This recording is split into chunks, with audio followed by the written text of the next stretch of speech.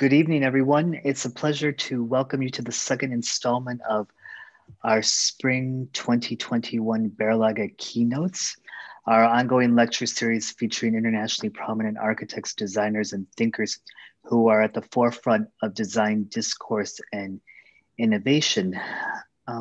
It's a pleasure to have OOZE present on their work this evening. They work across scales from temporary artworks to regional strategies, using the cyclical cross-loop processes found in nature as the foundation of for each of their interventions, where they try to integrate the human scale with a comprehensive design vision. The work of OOZE has been exhibited most recently at the Milan Triennial, the ADO Gallery in New York, the São Paulo Architecture Biennial, the IEBR here in Rotterdam this past autumn. I am, very grateful to have Eva present this evening, and Sylvain will be involved in the Q&A session following the lecture. It seems a bit perverse that one of our close local offices based in Rotterdam and we in Delft are doing this in Zoom, but this is the way it is at this moment. So we had hoped that we would maybe be back into the building and our situation would measures would have been eased to allow this lecture to happen in person. But at any rate, it's a pleasure to give the screen to Eva to present the work of OOZE. So thank you again. And the screen is yours, Eva. Thanks so much for the introduction, Salomon, and thanks so much for the invitation to be part of the Berlage Keynotes. So I'm gonna speak tonight about building planetary capacity. And I'm gonna start by some sort of general explanation before I jump into our recent and projects that led to the work we're doing at this moment. We see here, I want to compare like two protagonists. The first one is the New York Tower, 432 Park Avenue, by Raphael Viñoly Architects. It's at some point it was the tallest residential building in the world for a brief moment of time around 5 years ago. It's mostly sold out. It's mostly void of inhabitants, and it has a projected value of $3.1 billion. Next to that, we have the river Ganges in India. It's one of the longest rivers in the world. It is extremely polluted. What we see here is an aerial picture with air pollution. And this air pollution leads to foam building in the river. It's that extreme. The projected costs of the repair and the restoration of this river is $4 to $10 billion. And compared to the 103 owners, which are mostly never there, we have here 400 million people, which would be the beneficiaries. So what can we as architects do? Can we do more than nothing, as one of our dear architecture heroes proclaimed recently on Domus? Can we do more than radically reducing the use of concrete? And how would this be related to our cities? This is Earth, the planet that we inhabit together with other species. It's a closed system. That means that only energy can enter and come out. How can we build now planetary capacity? What is capacity anyway?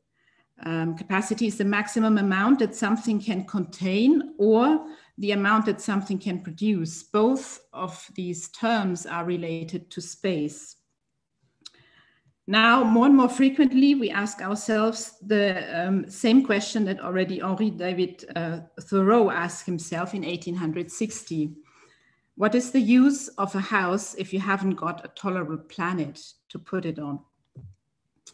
Our planet is heating up and is on the pathway to a multiple burnout, socially as well as environmentally, as well as climatically. One is linked to the other. Linear extraction processes that are feeding human needs are linking ever-growing urban systems to their hinterlands, which can even be on the other side of the planet. These processes are largely invisible to the inhabitants of cities.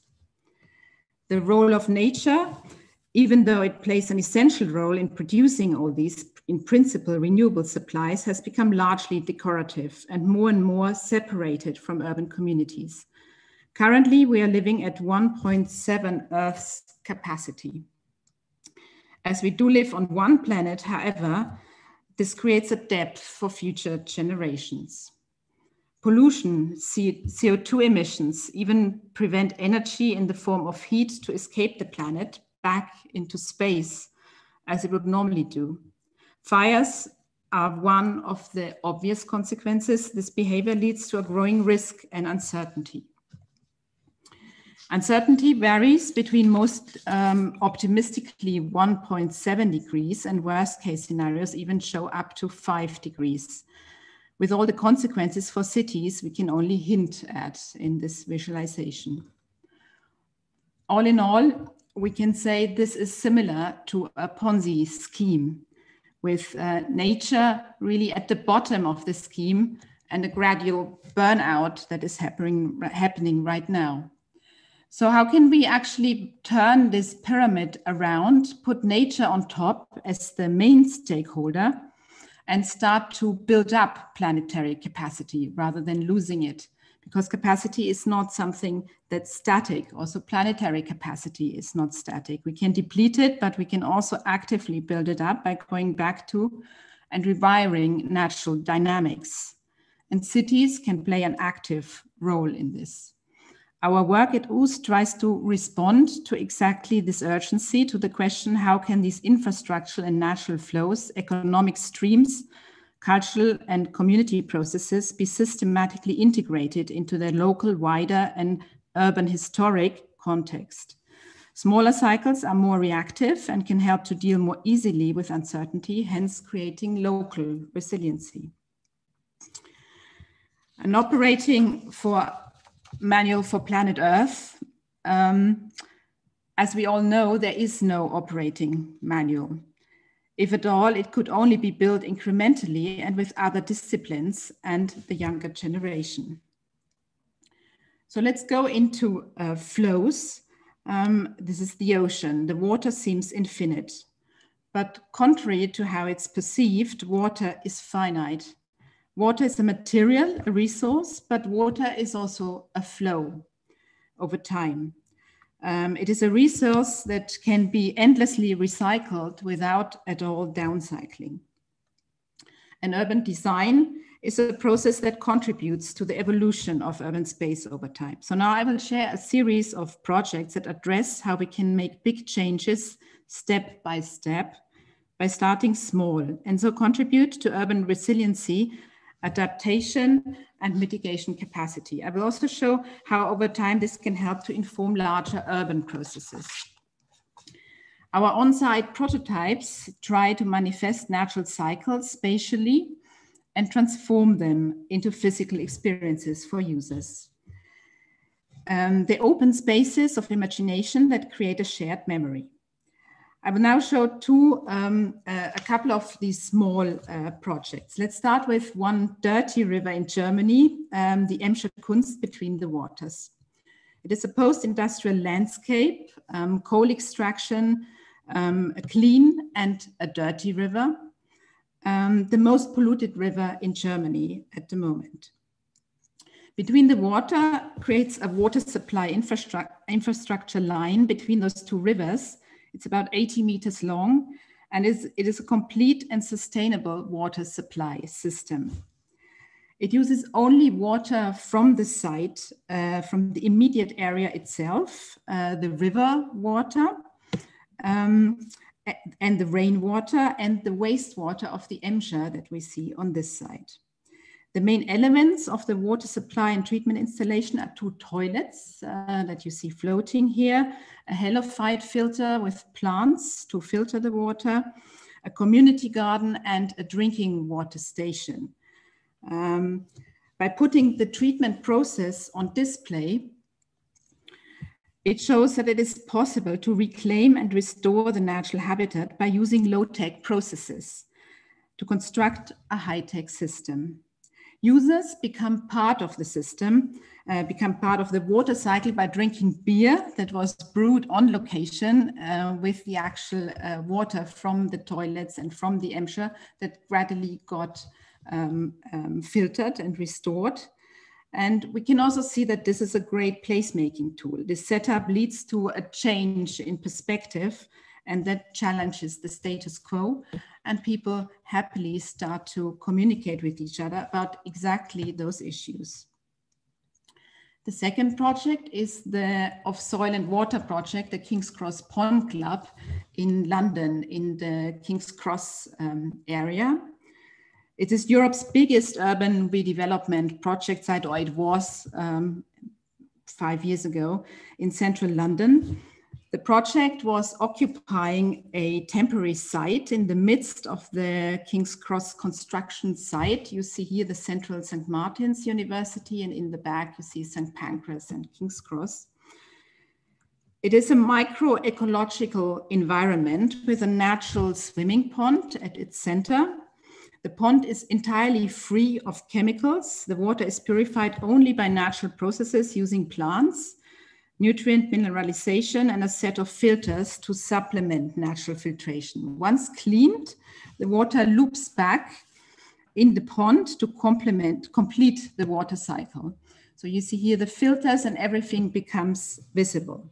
The daily number of bathers in this pond is restricted to 163 people. And that is the capacity that the amount of water and the plants can take care of with cleaning every day. The joy of swimming combines with the awareness of being responsible of our environment.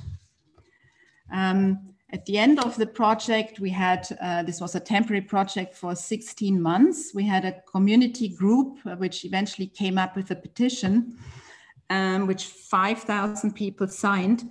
And the words which were most frequently used to support the petition were love, place, and so this shows that actually a place like this can create love as well as between the people who use it as towards the place. The pond also became an enclave of biodiversity and wildlife that comes with it in the midst of this quite groomed urban setting. And it also became a tool to change culture, as the developer who invited us for this project actually participated and stopped grooming after a while. So there was also an education process there on that side. Now I would like to step into the urban project. So the first one is the Agua Carioca project, a circulatory urban system in Rio de Janeiro, which is a project that was self-initiated. We executed it together with Studio X, partner of GSAP University, and we received a Lafarge-Holcim Bronze Award for it. We started this project in 2012, and we started by interviewing inhabitants. We got invited because we kind of had some of the water projects that you saw in our portfolio, and we started to go into the neighborhoods that were most polluted, where we had some connections. We made this research into a movie that you can see online, and we actually interviewed various stakeholders, from community activists to politicians to experts, water engineers, etc. And we found out the story of water in Rio de Janeiro. So here you see the Tijuca forest, one of the largest urban forests in the world. And behind you see Rio de Janeiro with the Ipanema beach, one of the most beautiful beaches in the world. Here's the Rio Carioca, which is, has a source in this forest. And here is the same river 5 kilometers later when it flows into the Guanabara Bay. It's called the Lingua Negra at this point, the black tongue. And here you see what happens inside the Guanabara Bay under the water. That is a so-called emissario submarino that lets the urban wastewater flow into the Guanabara Bay at a rate of 20,000 liters per second of untreated wastewater. And systems that normally protect environments from this, like this is one of the biggest treatment stations, are unfortunately not connected. Therefore, they cannot treat as much water as they could. Now, we compared the system to, it's like a body with the organs outside. This is the city, these are the treatment systems, all the systems that are infrastructural that are outside, we don't see them anymore. And we wonder if this is the most efficient way to deal with it, or if we could also, in an urban sense, place the organs back inside the body. You can compare this to the model of a contained city, which depends on a relationship with its hinterlands, and the model of a fractal, expandable city that incorporates nature and can solve problems locally and can also grow with it. We then tried to come up with a systemic approach where we put this treatment system that you saw in the previous projects inside the urban space. It is a bit like a lung or a kidney. It's comparable. And we tried to build it up incrementally. So we looked for locations. We had a very small one, like a school. We had a small neighborhood, we had a larger favela, and we had a very large favela. We had 2 projects on the mountains and 2 in the flatlands. I'm just gonna highlight 2 of them, 2 of the communities where we integrated in the favela the same system that you saw before. So that is a constructed wetland, which actually has a, I forgot to tell it here. So it's a sand filter of around 1 meter deep with plants that grow in it. And oxygen is produced at the roots of the plants, and this oxygen filters the water. This is a system that looks also beautiful, so that it can be integrated in the urban space. And it's here placed in the voids which are normally just full of litter in the favelas. This is a gravitational system on a mountainside, so you can even reuse the water that you filter in the toilets of the houses underneath. So it doesn't even need much or 0 electricity.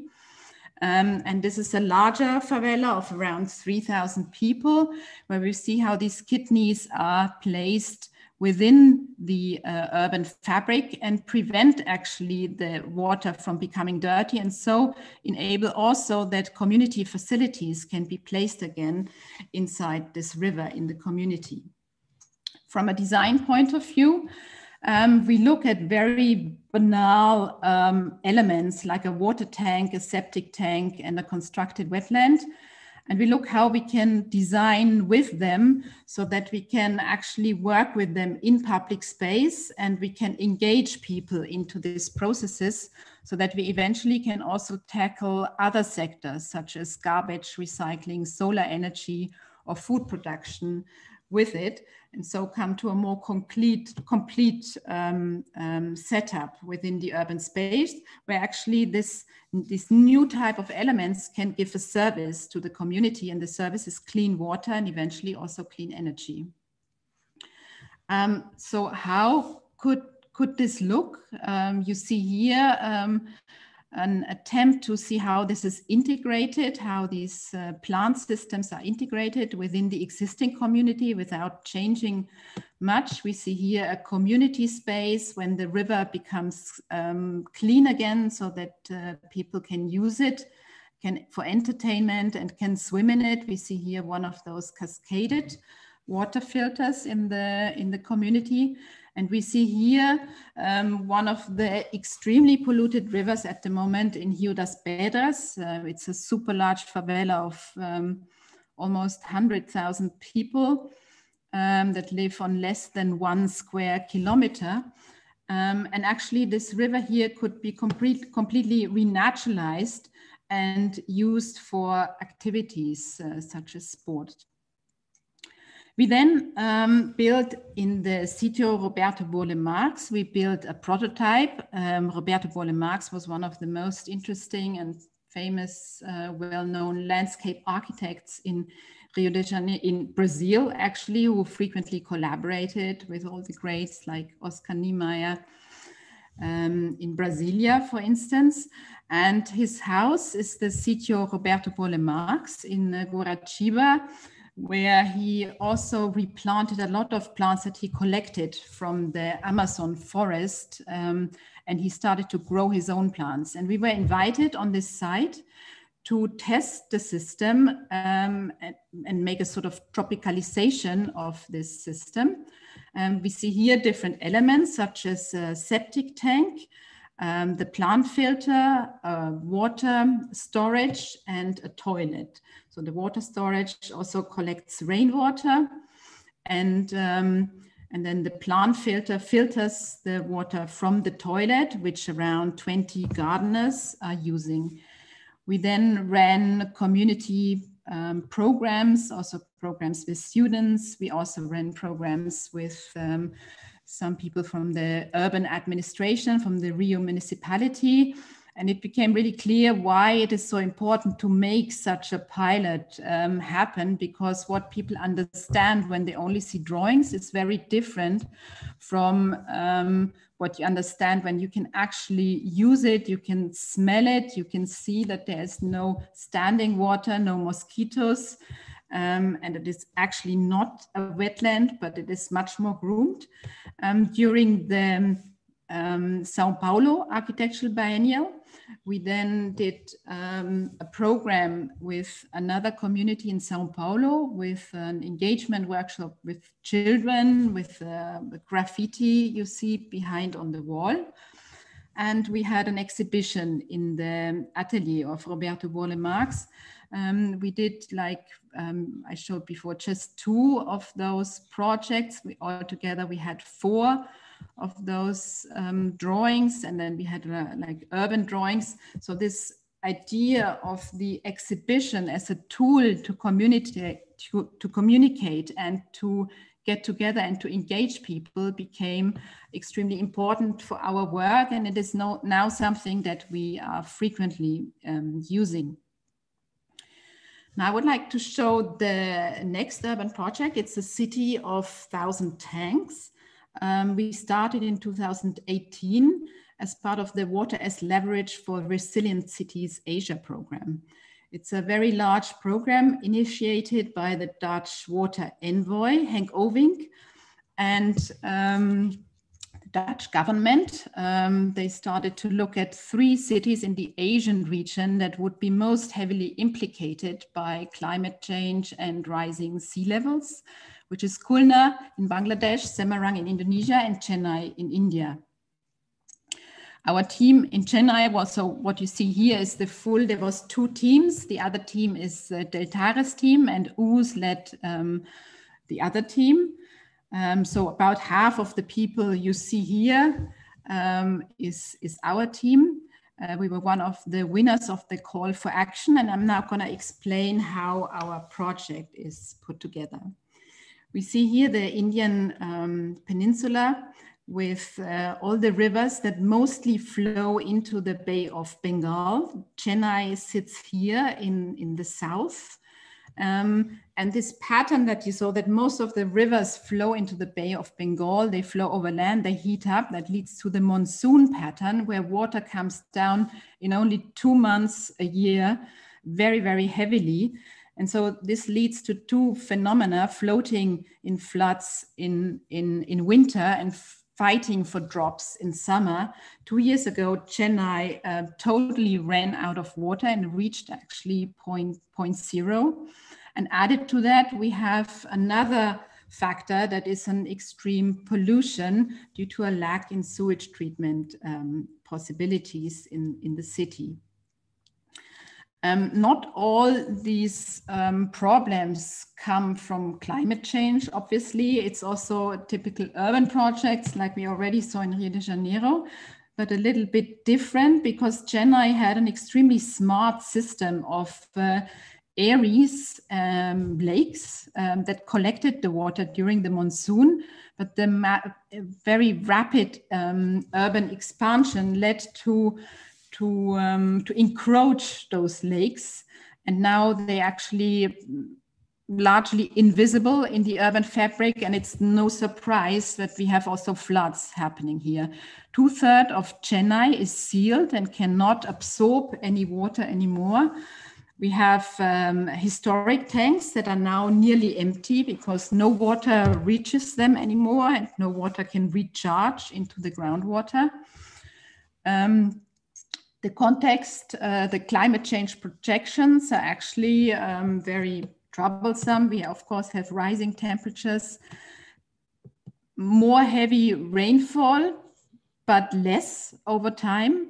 And we have sea level rise. So that means that also salt water is coming into the city. A lot of greenhouse gas emissions come from bad water management. So a lot of emissions come from trucks that need to bring water to people in emergency. A lot of emissions also come from methane from exposed sewage.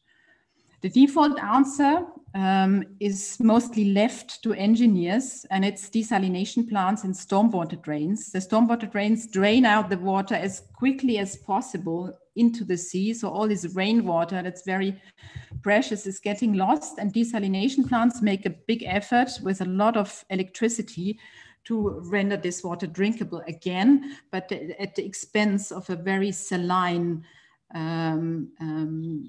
water that is ejected back into the sea, and that is a problem for fishermen, just to name one of the aspects. So we see here this linear type of city that is creating a lot of externalities, and that could be changed into with we see a paradigm shift happening here if we could integrate nature-based solutions into the city that take care of the same type of functions that gray infrastructure can take care of, but they can give many more benefits to the city as well. So we have here the footprint of the city of Chennai. The current model, which is the model of scarcity, it looks a little bit like an octopus. All the water sources come from very far away, as far as 200 kilometers, lakes that collect rainwater and desalination plants. The water is consumed. To a large extent, it goes untreated, whether into the sea or in the already diminishing aquifer, where it's then pumped up heavily. So this leads to a diminishing aquifer. Now, if we could turn that with local nature-based solutions, such as these constructed wetlands that are inserted in the urban fabric, where we could treat the wastewater right where it occurs at the source, we could actually get to a clean aquifer. We could eject water to the sea as well, but less. We would collect more water, and 50% of the water that we consume can be easily recycled. It doesn't need to be potable. So we see already here that it's a much smaller water footprint. This is an overview of the type of nature-based solutions that we could employ. We see here too the forest and the natural wetland reserves that are the most natural, the most ideal forms to recharge the aquifer. And then we have other possibilities like green water, roof, the constructed wetlands we spoke about, but also to use urban spaces such as roads or squares to collect rainwater, to then filter it with bioswales and convey it into new type of tanks. Hence also City of 1,000 Tanks, because this urban project tries to create as much space to collect the water as possible in the city, and also use the idea of the historic tanks. So we see the solution in plants, in the soil. So you see here the soil structure of Chennai, of 80% of Chennai. There's a clay, then it's a mix of sand and clay, and then a sandy structure. So if you pass with a collector through this, with a pipe through this clay layer, then you can fill up the aquifer, which is in the sandy layer. We called it here solutions in heritage. So this is what people know since a very long time, that these temple tanks are actually functioning like inverted pyramids a little bit. So during the monsoon, they fill up, then they slowly release the water. Many people have bore wells. They pump up the water. Just before the monsoon, it is empty and it can be cleaned. So that is like an ideal harvesting situation. So we made like a catalog of measures to treat the 4 targets: flood prevention, drought prevention, sanitation, and improved urban environment, which all employ nature-based solutions. So additional to what I already mentioned, we also have here solid waste recycling and adaptive buildings. We then looked at 4 project sites, which are all watersheds, different type of watersheds in the city of Chennai, to then contribute to an overall urban program. I'm just going to highlight more or less just one of them. So this is the heritage program, which is in Mylapore in the center. We see here one of the main temple tanks that is almost dry completely. And we made a sort of proposal, what are the different measures and how could we integrate them into the urban fabric, and how could the city actually benefit from new tanks, from constructed wetlands, from a renaturalized Buckingham Canal, from adaptive buildings, and from actually using much more space again, giving much more space to nature to give us a service, so that we could actually close the water cycle as much as possible with treatment, recharge, creating water assets, which then again can be consumed on a very local scale. Now, how would that look? We see here how this urban space actually also has the added benefit of all this green, that will be much more cool. We see the situation also during monsoon, where actually these bioswales can carry water. And part of this water as leverage program was a series of meetings were organized. So we had a series of meetings in Chennai itself with the whole team. And we had a series of meetings in Singapore. It was called international meetings with the international financial institutions. And we also worked out impacts and the sustainable development goals. There are 17 sustainable development goals of UN Habitat. And we looked at where does our project actually contribute and how can we make as much as possible an impact and contribute to the Agenda 2030. So that is an agenda that all the nations have agreed on to implement the 17 Sustainable Development Goals. We then looked how what we do here is what we call a flagship project that is implemented first. What is the potential for replicability across the whole city? So where are similar urban situations? We have like 53 temple tanks where a similar type of solution could be employed. We also calculated how much water that could potentially generate and how much it could potentially cost. Those 4 projects also included an adaptive housing program in one neighborhood in Chitranagar. It included a green industries program, and it included a smart waterways program. With each have a different ownership and operational structure, different replication site to then all contribute to a citywide strategy. Just to give a glimpse of this adaptive public housing program where we looked at, so this is a social housing area next to the Adia River. And again, the same type of components are integrated here. So the most prominent is the detention park that is a playground during the dry season and then becomes a detention park during the wet season. So it's a dynamic, it's like creating a dynamic urban landscape that's changing with the seasons. Part of that, so as I mentioned already, was to work with banks. So I just want to give a very small glimpse into this type of work where we can constitute the flow of water is also a flow of money after all. So when we look at the business as usual scenario where lots of rainfall goes lost into the sea or is wasted by pollution, we create over time a groundwater deficit that can become very dangerous for the city. And by actually working with these nature-based solutions in the urban space, we can create a groundwater surplus. So we can create assets for the city to survive. We looked at also at how could a mechanism like this be run. Just briefly, it's similar to a payback mechanism that we already know from solar energy, for instance, here in Europe.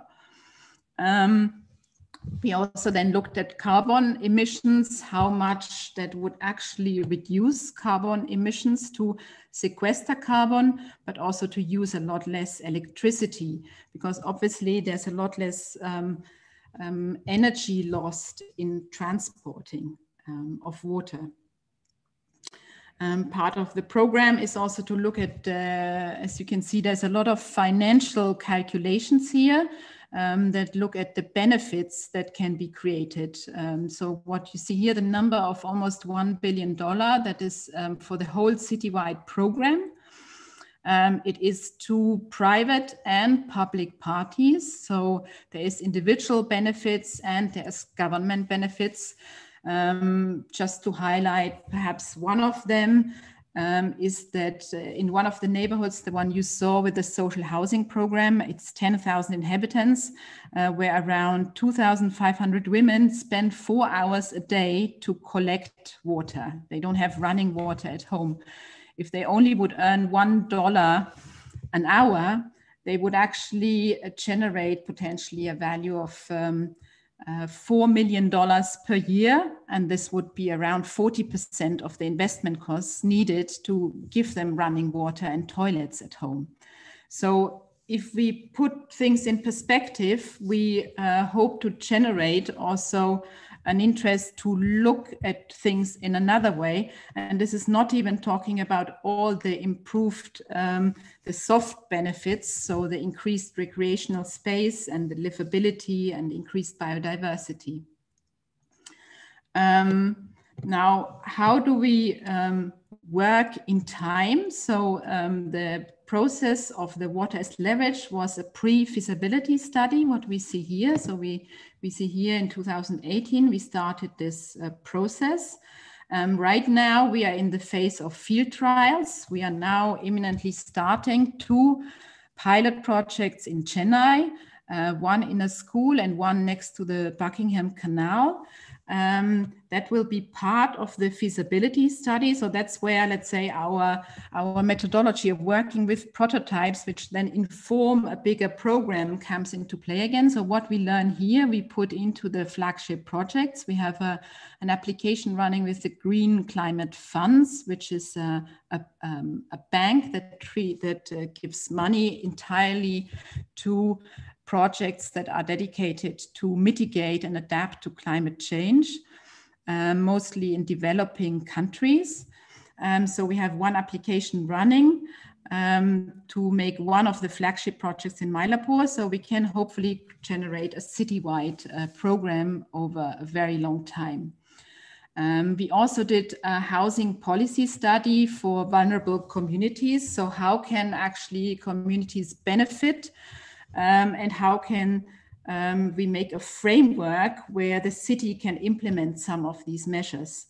And funnily enough, a little bit more than 2 weeks ago, you see here an interpretation of our projects by the Times of India, which got sent our housing policy study and had then their own draftsman make an interpretation of it. So now I come to one of the last projects. So that is the LEAP, the Local Energy Action Plan. So that is a project here in Rotterdam that we did for the IABR Atelier Rotterdam. We started with Joachim de Klerk as the lead designer. Later on, I took over this role myself, and we worked all around 15 months on this project together with consultants Studio Bauhafen and A.T. Osborne. Now, what is the LEAP? The LEAP, the Local Energy Action Plan, is actually dealing with the energy transition.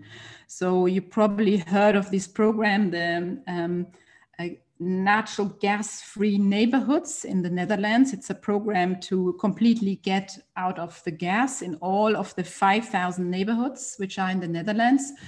But we can also see it as a literal leap from a consumption model of carbon, where we actually look at the moment, each inhabitant of the Netherlands has a carbon footprint of 16 tons almost. How we can actually get to a carbon footprint of 0 and implement the SDGs, and how can we do all that by actually looking at the neighborhood.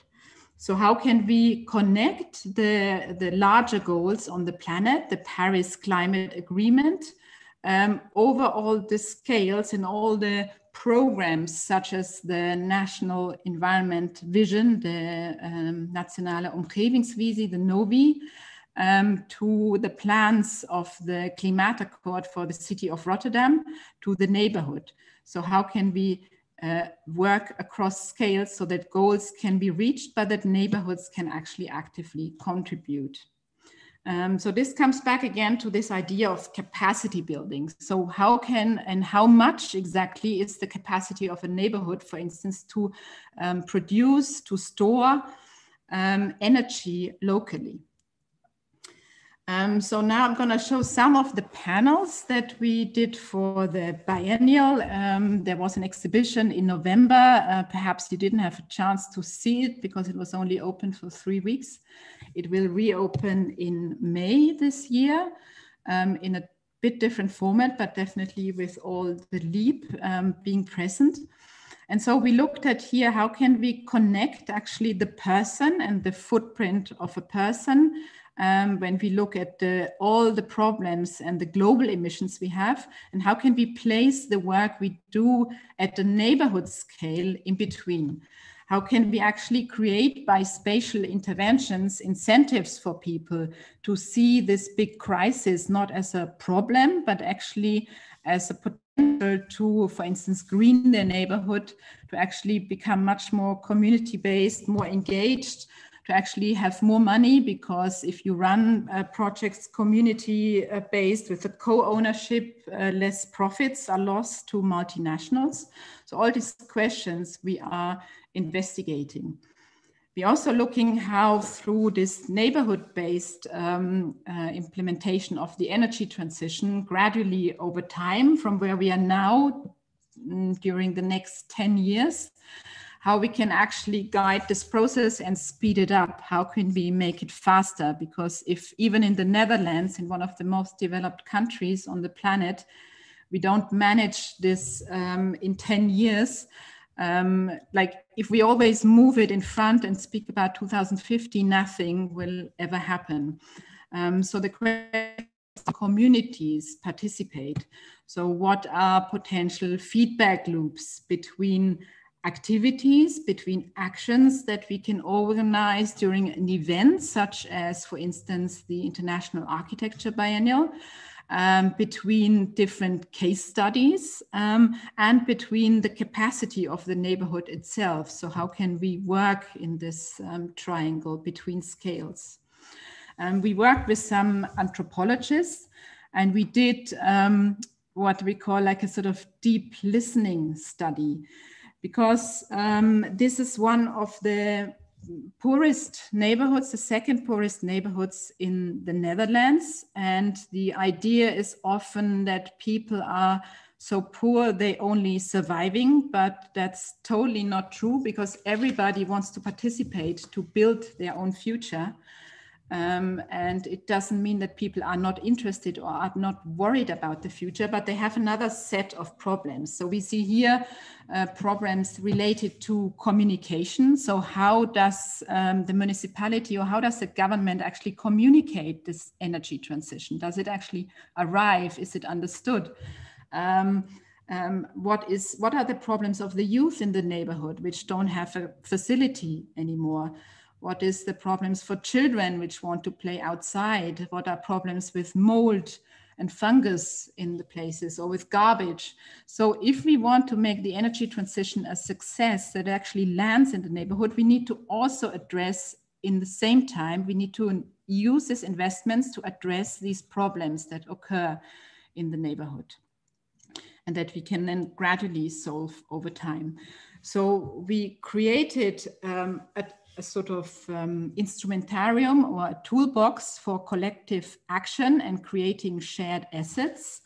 And in there, we look at governance, climate adaptation, and the energy transition to make an integrated proposal of these three very important areas to actually work together, because one is about energy, the other is about water and cooling and nature and biodiversity, and the other is actually how do we structure this ownership, and how do we organize this whole process from the bottom up, but with the government and the municipalities involved. So this is just one aspect, because obviously we have a limited time today. So we highlighted different potential roles that citizens can take. And we highlighted some different financing models. The whole Biennale was placed under the theme energy, whose energy is it anyway? So how can we make also this step in an energy change, getting off the gas? How can we make that such that we can run local cooperatives that own their new energy system themselves, that can be financed? So we actually did cost calculations. We also checked the financing possibilities with different banks. That is totally possible that a small cooperative can get this financed over 30 years and can run this system, which then can expand. So from energy storage to green systems to water systems, all that can be dealt with. And I'm going to explain it in a minute in one of the cases. And we also looked at a little bit like in Chennai at the cost benefit analysis. So how can we actually the nature, what nature is actually giving us, to create a qualitative and a quantitative extra value. So here we have somehow we use the capacities that we have. So we use sun, we use water, we use wind, we use the storage capacity of the ground.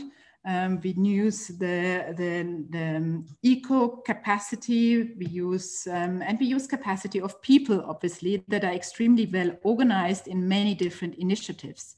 So these capacities flow, as it were, they're rooting into the neighborhood. And I've highlighted here the 4 different case studies that we were working on. And then we calculated, based on these case studies, we extrapolated these values, and we realized that overall, just for the energy that that is used for, so the energy that we use for domestic energy production, we can actually reduce that by 60% by actually putting those facilities in the neighborhood itself. We can reduce energy by 46%. And we can store carbon, we can sequester carbon of a couple of tons. And we have then a massive a range of extra benefits that are ranging from the personal scale to the house scale, the neighborhood, government, and the planet. What we see here, that especially the governance tools are extremely important because people talk to each other. They learn different skills, and they can become or stay more healthy. They can walk more. So there's a lot of different feedback loops that happen when we look at a very integrated way of city making. So we see here these 4 different case studies, a housing block along the Schie. So the Schie is the canal that connects Rotterdam to Delft. We see the Duck Park block. The Gijzing Flats is a typical 60s flat development, and one community building, the Self-Regie House.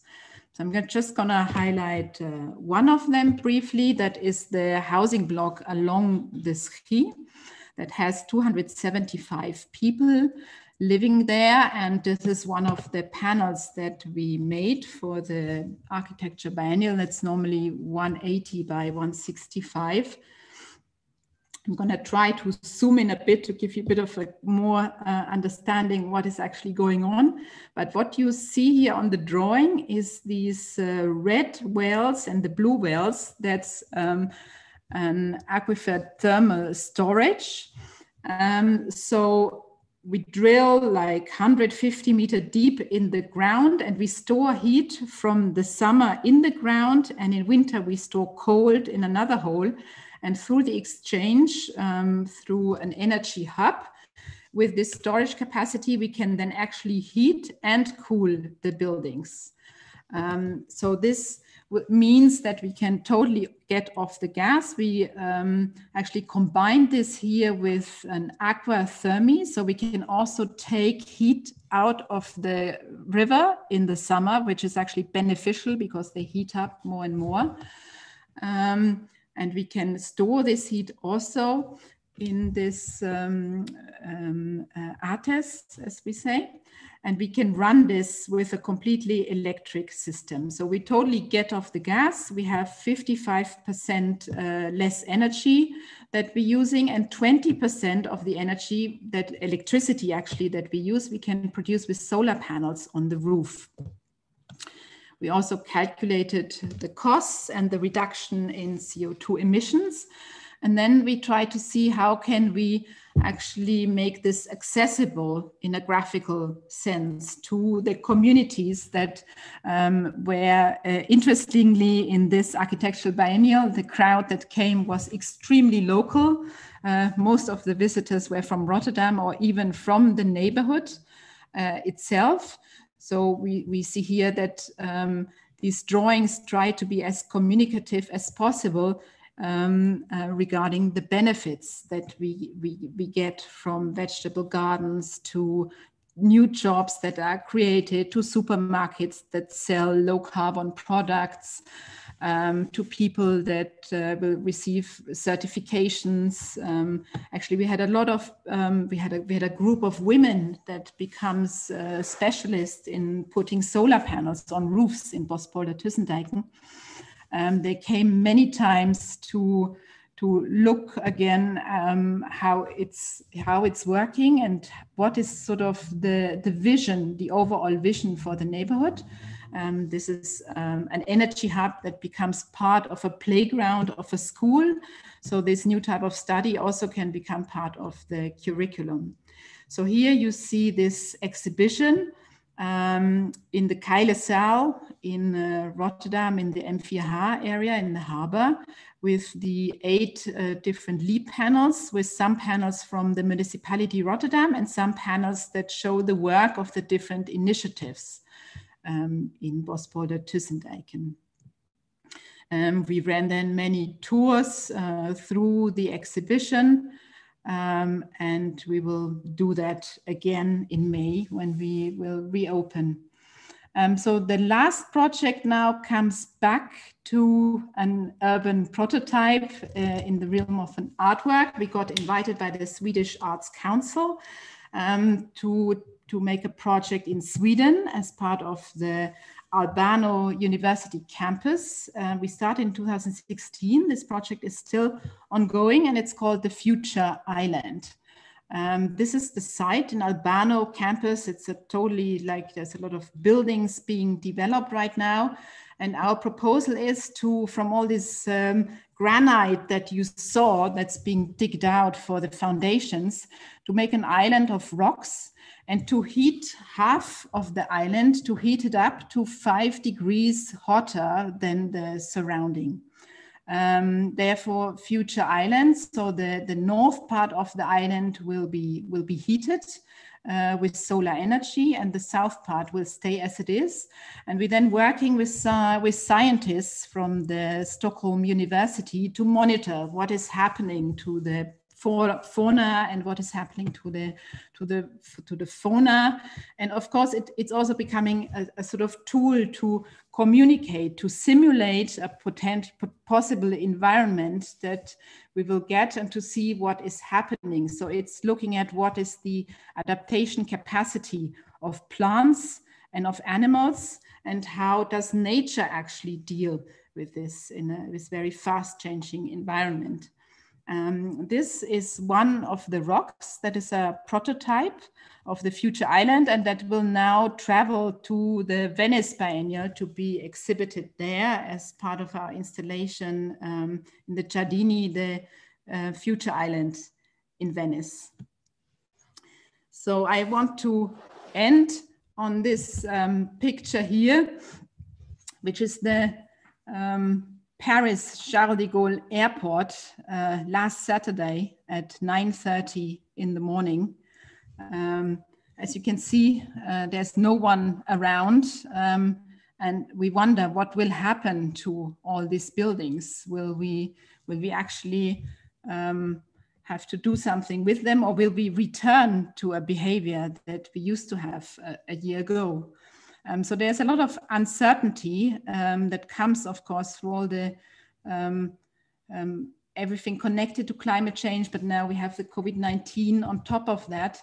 And I would like to end on this quote of Rebecca Solnit: "Hope is our engagement with radical uncertainty. We don't know what is going to happen, but we may be able to participate in shaping what can happen."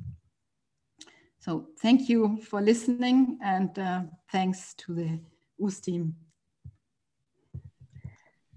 Thank you, Eva, for a lovely lecture. Maybe we can stop screen sharing so we can see everybody. I believe that Mishi had a question. Hi. Thank you so much for this lecture. And I'm from India, and it was really insightful to see your projects based in my country. So my question, it's not a question, it's rather more of a musing, but I was wondering that in India, most of the rivers are polluted because, especially in the city, they're polluted because of these issues of encroachments and people dumping waste inside. And also these areas by the rivers are usually occupied by these poor neighborhoods.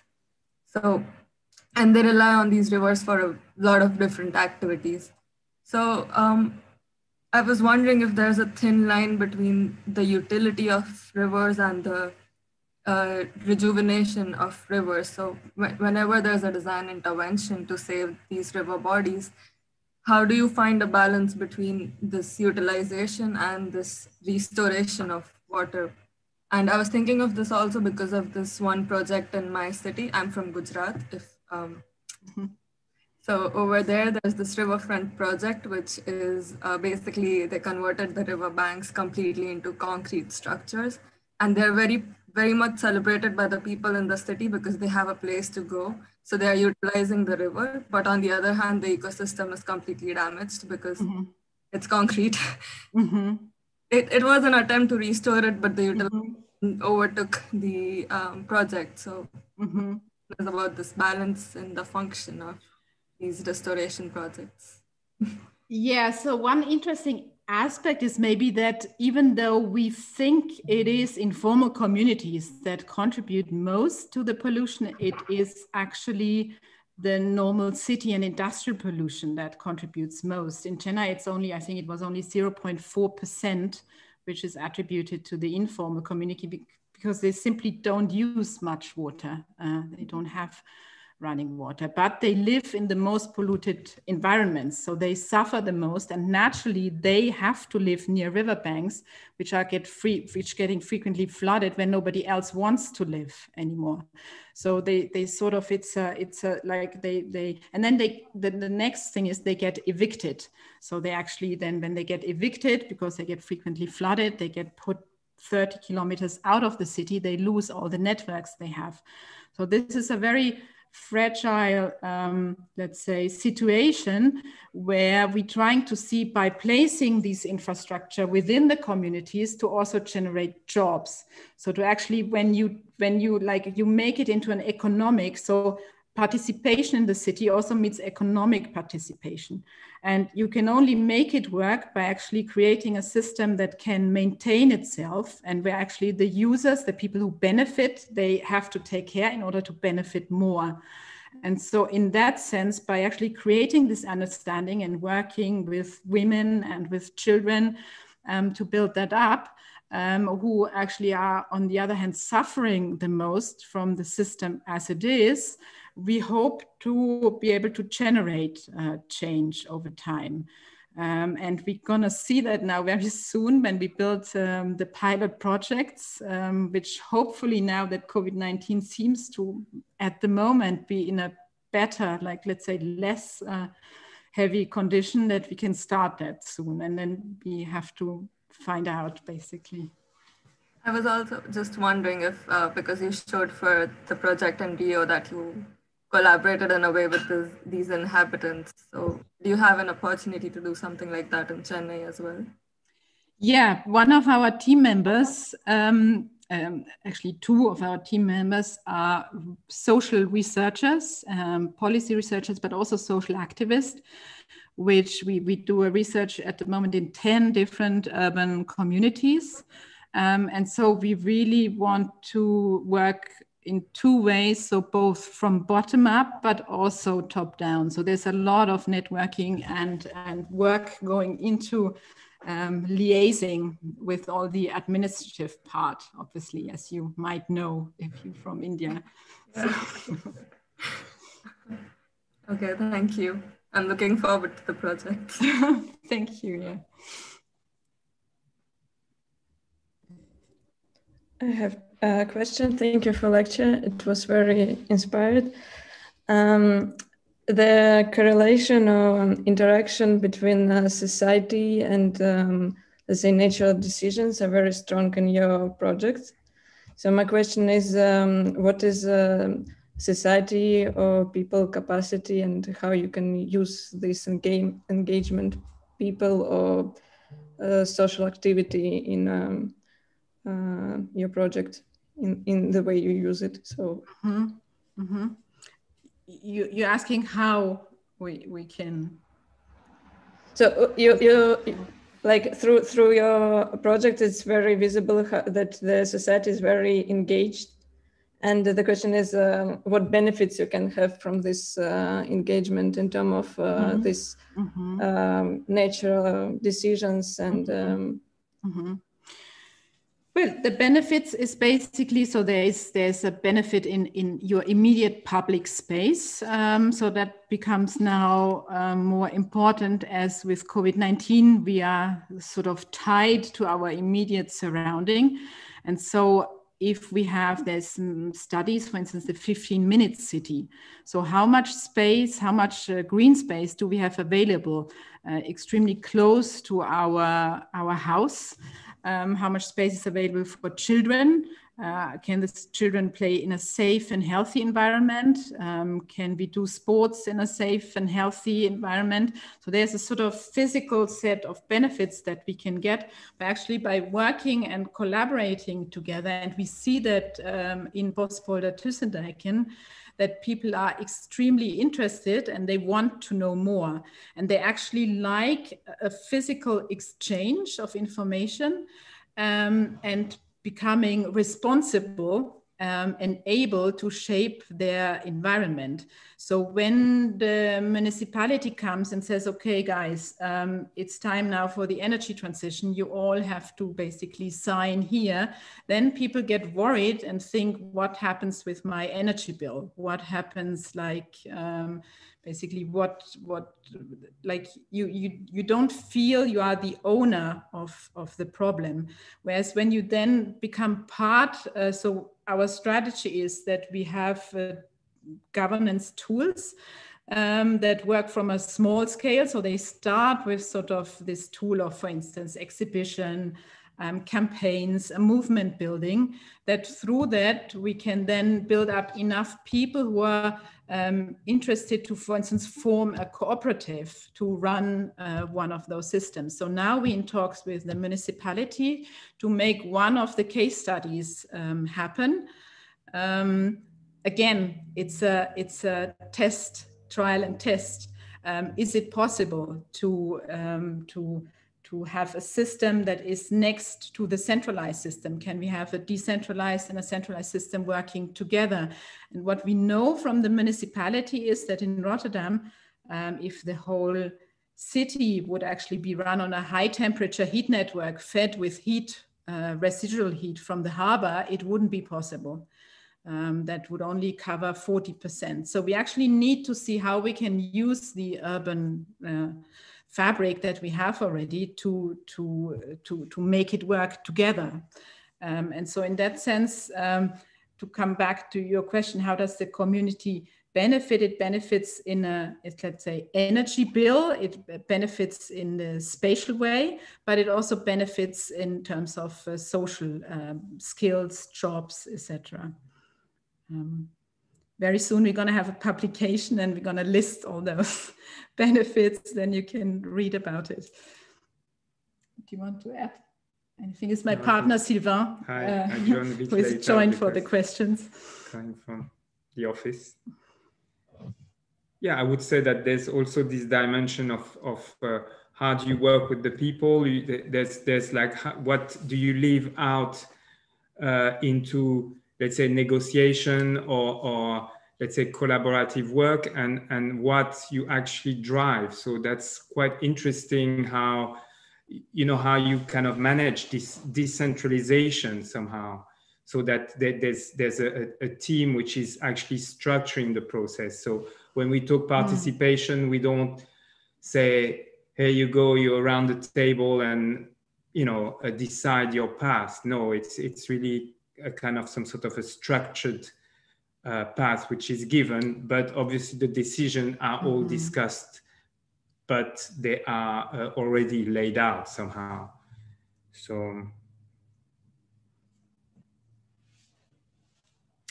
does that answer your question sufficiently? Yeah. Yes, thank you.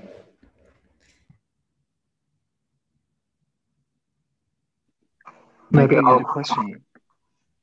Oh, Matthew? If Michael didn't have one. So here in the Netherlands, we have a very developed network of water engineering, and this expertise is taken around the world in the form of engineering and design as well. And obviously you've been part of this.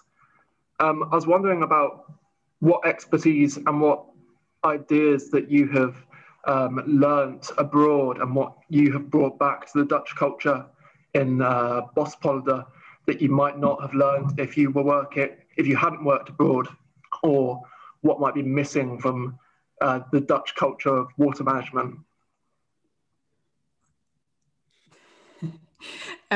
I would almost say everything we've learned comes from abroad, except perhaps the idea of actually the wish and believing actually in planning eventually, because that's a very Dutch trait. Everything is planned and has to be planned because it's a fight against the water.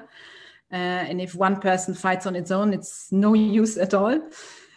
So I think, but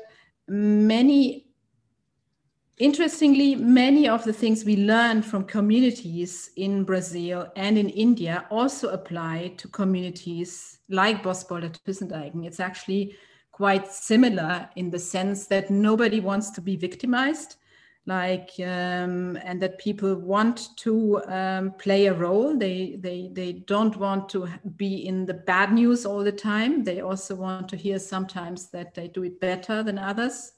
So, for instance, in Bosporter-Thyssen-Deigen, when we found out that actually the CO2 footprint in the neighborhood, because they have a lot less spending power, is actually a lot less. So that they're doing a lot better in terms of CO2 footprint than the rest of the Netherlands. They're actually like, hey, maybe we can teach people something. So this idea of how to approach this, I think we definitely learned it abroad. What do you think? Well, I would say that maybe what we bring in is the notion of de-engineering. So fight the engineering and see it more in a holistic approach, because all these holistic approaches are most of the time in reports. They are presented, they are communicated, but they're not funded, they don't rest on solid ground or on actually on-ground work. So I guess, of course, the Dutch sector is hyper-performing, but in a way, a lot of them are still in the kind of, I would say, a gray economy or business as usual processes, which are seeing somehow their end now. So you have to kind of defragment or kind of go a little bit smaller and really go on the ground. And that's actually what the Water as Leverage project was showing as a direction. And they were very engaging with those processes. And I guess that's what we bring from abroad ourselves and our experience. So obviously, like, compared to huge companies like Deltares, we are like some sort of slightly different. And I would say you need to shake a little bit the boat in order to, to progress into some sort of more realistic solutions somehow. Yeah, and after all, I mean, also the big engineering companies, they only cook with water, so they actually make calculations. And we found when we made the calculations, and Jesse knows it, he's part of the group, because he made most of those calculations. Nobody ever questions those calculations. So once you come with figures, it's like, that's it, whether it's money or whether it's water flows. And only one person ever at one Congress, the Amsterdam Water Week, asked a question about it. So that's kind of scary because you start to understand that must happen to other, all those McKinseys and everything as well, that nobody ever questions it, but it's also a powerful tool. And I think what I find interesting by working in this environment is that in infrastructure, there's a lot more budget available than in culture. So in culture, budgets are actually decreasing. More and more governments find it unnecessary to invest in culture. And what we are doing is actually funnel this money from infrastructure back into culture. And because we're saying, okay, if climate change was a technical problem, we would have solved it already, but it's obviously not a technical problem because all the solutions are there. We just don't know how to make them functional together. So I think there's more of a social problem that we need to work with. And we believe that space is a powerful tool to engage people into contributing, participating. Thank you very much. That was great. Thank you.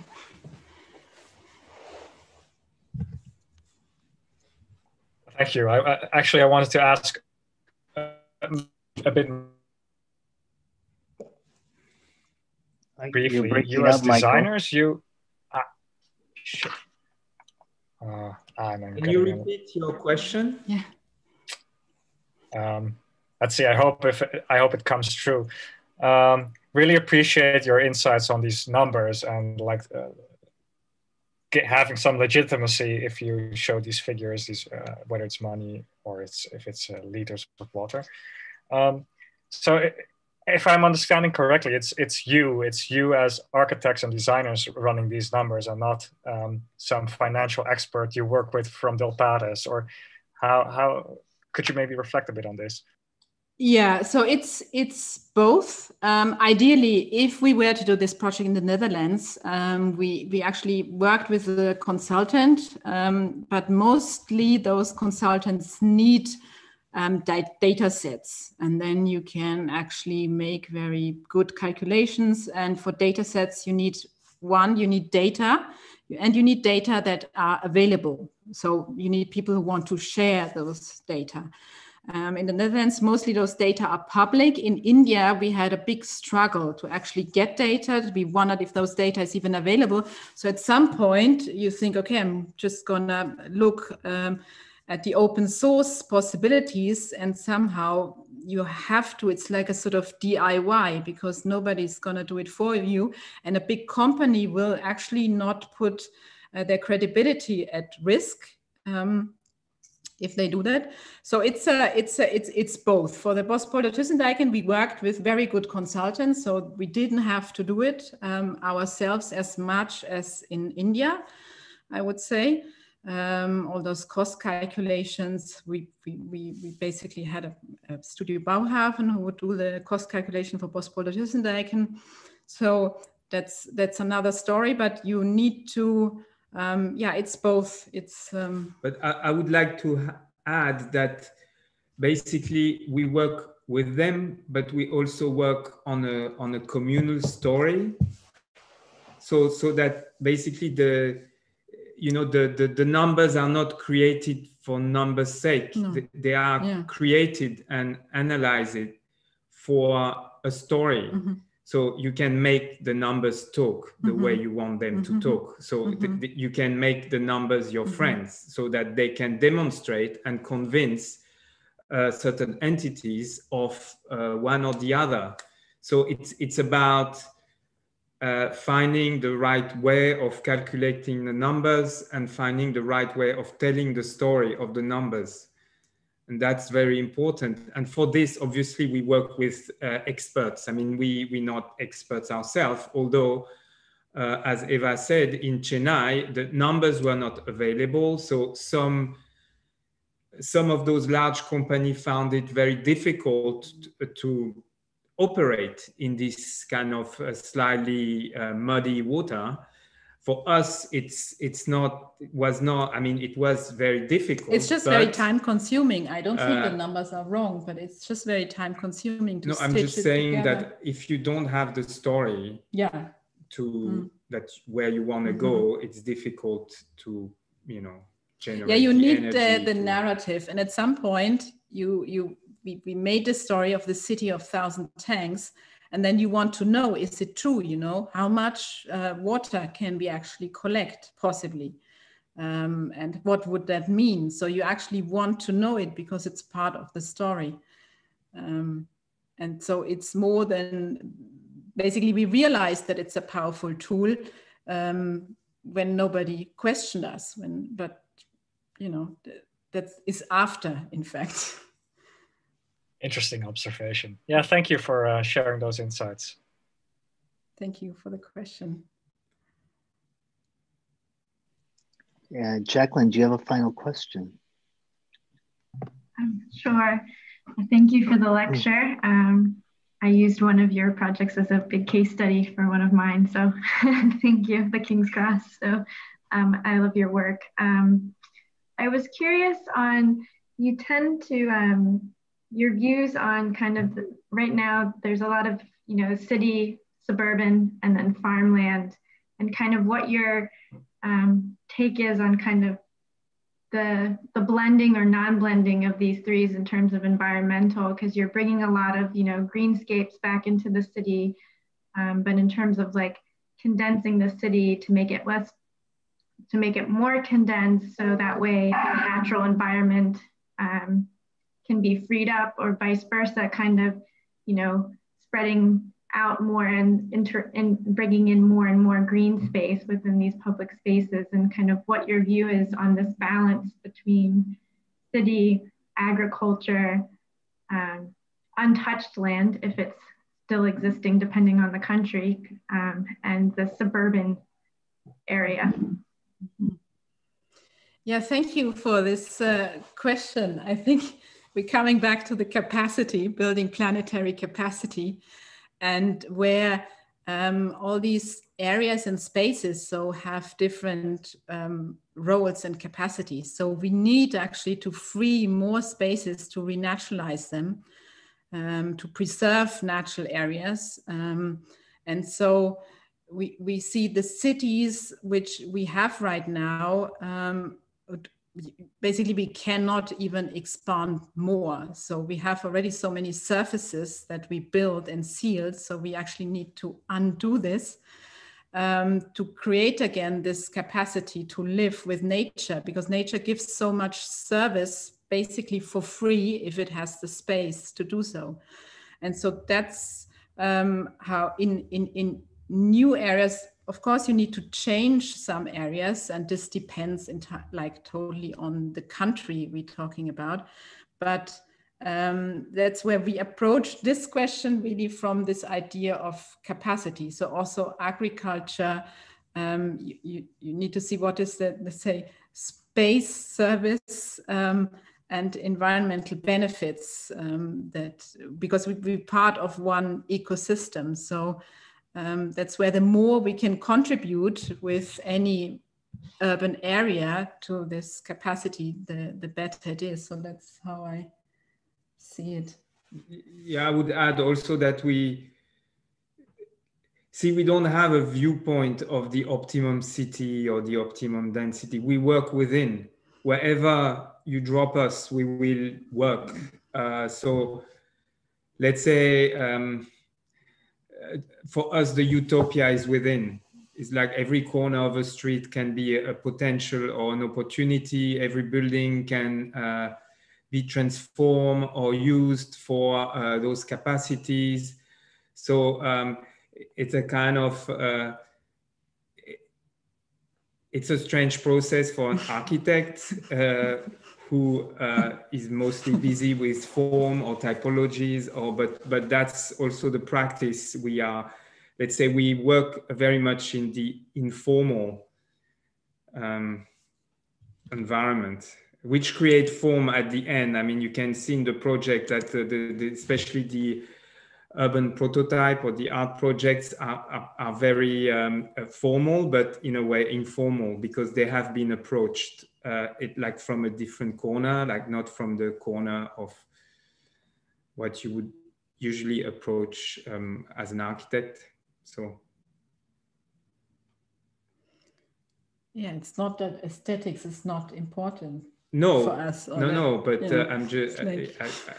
I just want to respond to this kind of idea of what is the optimum, you know, density, countryside, suburban. It's those types are not really would be everywhere possible. Yeah, the best, I guess, is to in fact to deal with what we have already, because everything that we build more, we were also thinking for a long time today to include some of our more architectural project in the lecture. Huh? Sorry. Yeah, so some of our architectural projects in the lecture today, which are actually transformations of existing buildings. So I think, yeah, for me, this utopia is really in the transformation of what we have already, rather than in something, let's say, entirely new from scratch, because that doesn't exist anyway. Yeah, it could exist. Very nice. Well, can we give you a round of applause? Thank you for the nice lecture and for sharing your ideas and for